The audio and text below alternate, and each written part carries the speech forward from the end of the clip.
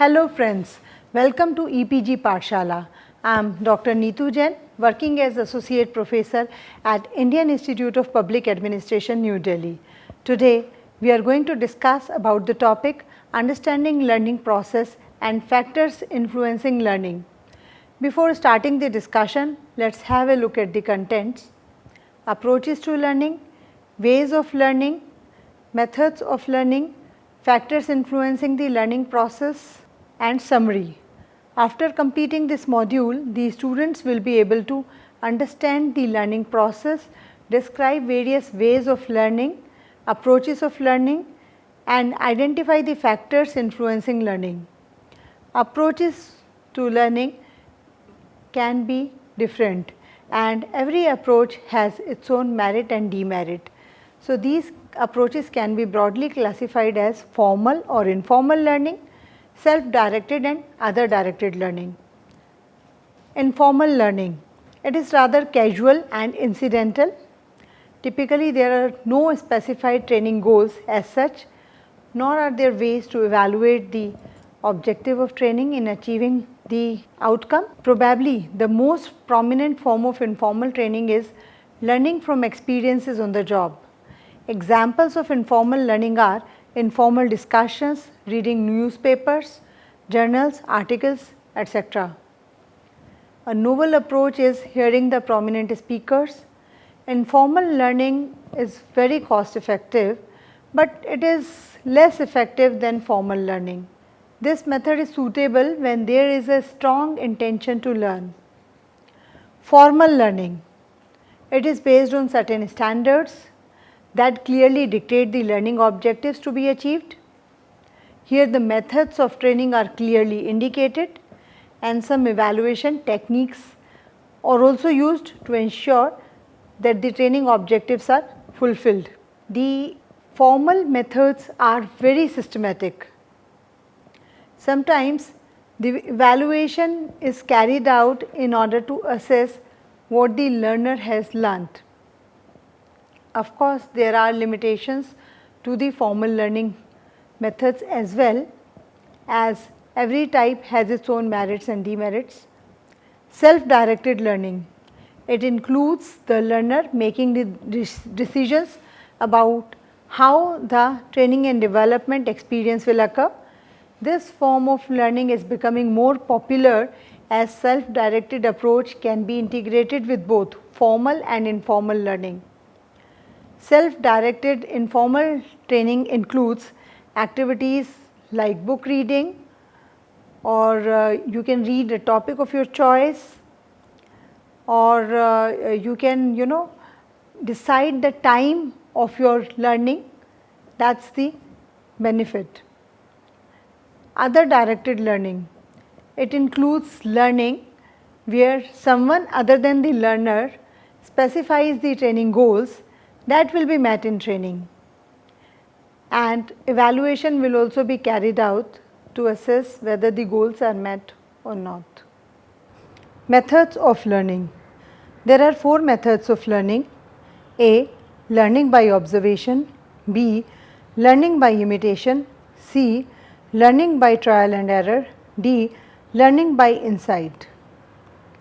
Learning by observation, this is the first and foremost mode of learning. Every human being learns various things through observation. Here by observation we do not mean only seeing a thing, rather it refers to the act of perceiving or observing the stimulus.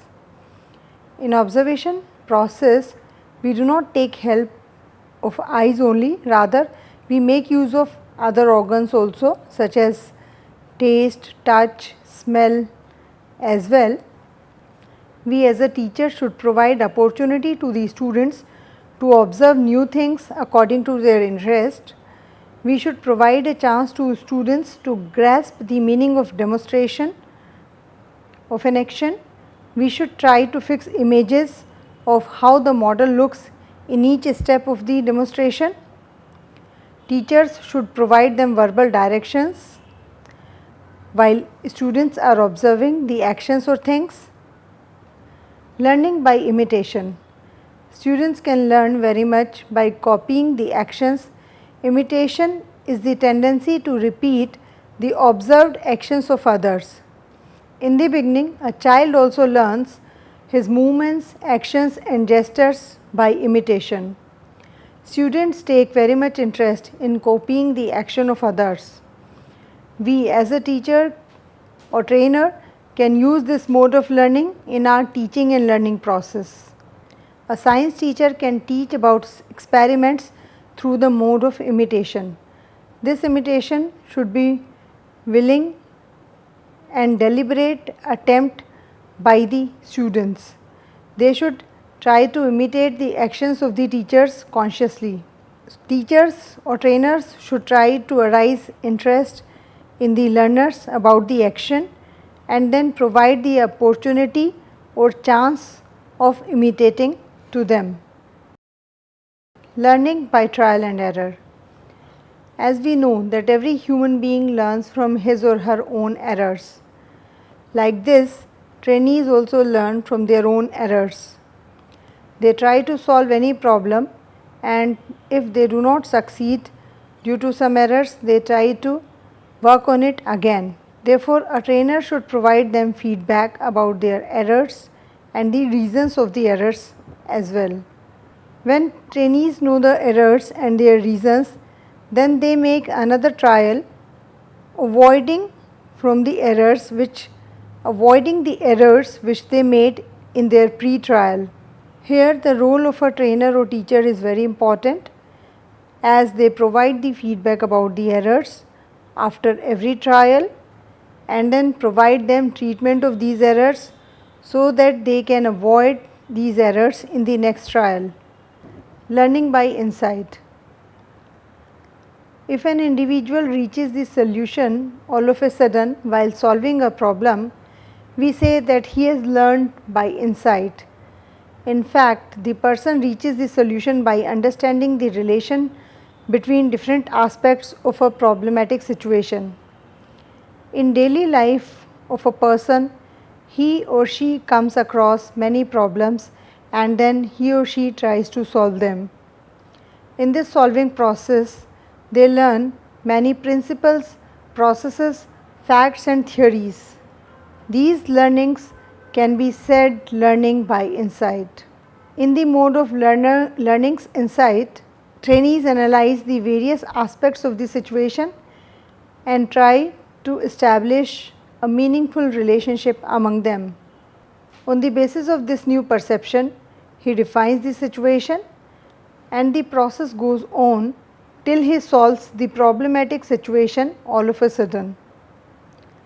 That is what we mean when we say that a learner suddenly gets an insight into the solution. This is called as learning by insight. Factors influencing the learning process during training. The major task of the trainer lies in strengthening the impact of those factors that facilitate the process of learning. The learning process in the training depends on the general attitude of trainees they have towards the program and the response the training evokes in the participants. Learning during the training can be influenced by two factors, personal factors and environmental factors. Personal factors are related to the participants, environmental factors are related to the training environment. Learning of the participant during the training program is the result of interplay of these two factors. However, the effect of these factors may vary from individual to individual depending upon the situation, because some factors remain active throughout the program while others work in concert. Personal factors. Personal factors influencing the learning process are a desire for personal growth and development. It means every individual wants to enhance his knowledge, skill and competency level. How motivated they are to enhance their level, that's one of the important areas which provides the impetus for learning. These participants have a high degree of dedication and commitment to the program, and which fosters a positive attitude among co-participants. This is a promoting factor in learning process. Incentives for learning. It is the responsibility of the trainer to take note of the factors which motivates the trainee. Some participants who expect some kind of benefit in the form of an increment, promotion, recognition, awards or improvement in their career prospect from their participation in training program can be provided that if possible. Some participants take special interest in training if it is accredited to the prestigious institution and if it can award them with some degree or diploma. Therefore, efforts must be focused in this direction so that such interesting features are present in the training. Consistency between the personal and the program objectives. It is important for effective learning environment that there is a alignment of personal objectives and program objectives. Those participants who are able to translate their learning needs into specific learning objectives take more interest in training activities and enhance their commitment level towards the training program. It is the trainer who helps the participants to perceive their training needs and guide them in setting their learning objectives in accordance with their personal objectives. A regular reminder and continuous monitoring by the trainer acts as a strong motivating factor. Self-image and level of self-esteem. In a heterogeneous group, participants come from different backgrounds, varied experiences, status and position in the organization. Therefore, they have different levels of self-esteem and self-image. Some participants would want their position and status to be recognized by training teams, while sometimes they may also challenge the trainer, which is however unfavorable fallout for the program. Thus, it is to be ensured by the trainer at the beginning of the program that the status and position of the employees do not impact the training program and all the participants are treated equally regardless of their background. In this manner, learning can take place smoothly. Situation in the organization. This refers to the back home situation, that is environment of the organization in which the trainees have to use and apply their learning. If the environment of the organization is not worker friendly, then the participants see no real possibility of utilizing the learning in work situations. On the contrary, if the environment offers opportunities and support from the immediate superiors for utilizing the training, then chances of learning during training is high. Previous training experiences of the participants. The past experiences of the participants in similar type of training programs attended is an important determinant of participants' attitude towards the training program. If previous experiences were rewarding, then he would look forward to similar experiences, but if the previous experiences have been frustrating, then the participants' attitude towards the training program would be negative, and in some cases it might result in a lack of faith in the training process. Participants' learning style and skills. Learning is a highly individual and personal phenomena. It is therefore important that individuals should have the capacity to translate experiences and interactions in the program into complete learning. However, the participants' learning style and the training method should have a fine tuning, and the participant must possess necessary skills to make the best use of the opportunity. A variety of training methods could be tried to suit the diverse learning styles of the participants of this heterogeneous training group. Family situation and personal problem. The training program, especially those which are organized away from participants' hometown or family, play an important role in their learning. Domestic problems like illness of one's dear ones or of oneself could be a reason of mental or physical stress which can negatively impact the learning process during training. However, a participant should be physically fit and mentally energized, alert and stress free during the training program. Environmental factors influencing the learning process. It could be related to program content or the topic. The participants of the training program examine the relevance of content either to their present work or to their future responsibilities.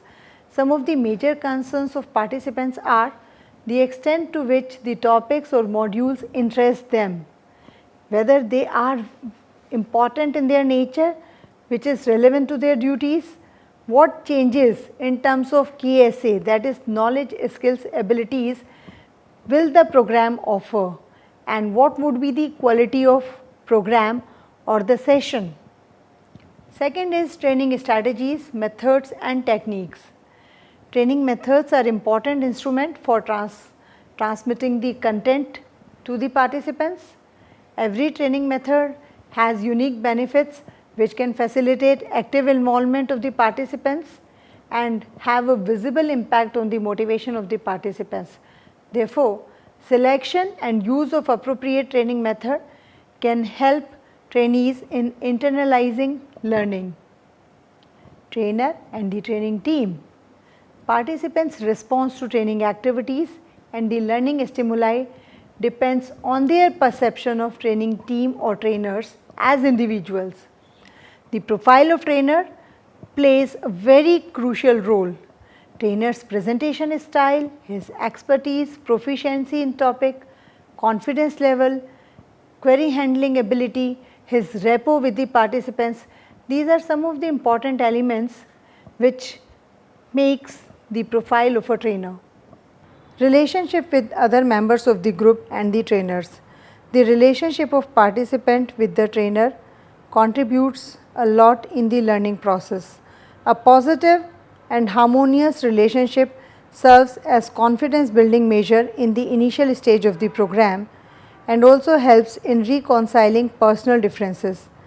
A strong bond of relationship between the trainer and participants promote a professional interaction, and such relationship also promotes the learning during training. Composition of the training group. The size and composition of the training group is also an important factor in the learning of the participants. A small group of about 10 participants manage to get the individual attention of the trainers. However, in a large group of 35 or more participants, there are interactions which might lead to group discords or conflicts, and they may not receive due attention from the trainers, and this may hamper the learning of the participants. However, in a heterogeneous group which is diverse in terms of experience, status or level of expertise, a careful planning of training strategy is needed on the part of the trainer. Summary. This module discussed approaches to learning, methods of learning and factors influencing learning. There are two factors which influences the learning of the participants: personal factors and environmental factors. The major task of the trainer lies in strengthening the impact of these factors which facilitate the process of learning. As we know, the factors which influence learning can impede learning or can facilitate the learning. Therefore, it is very important to manage these factors so that learning of trainees can be enhanced during the training program. Thank you, friends.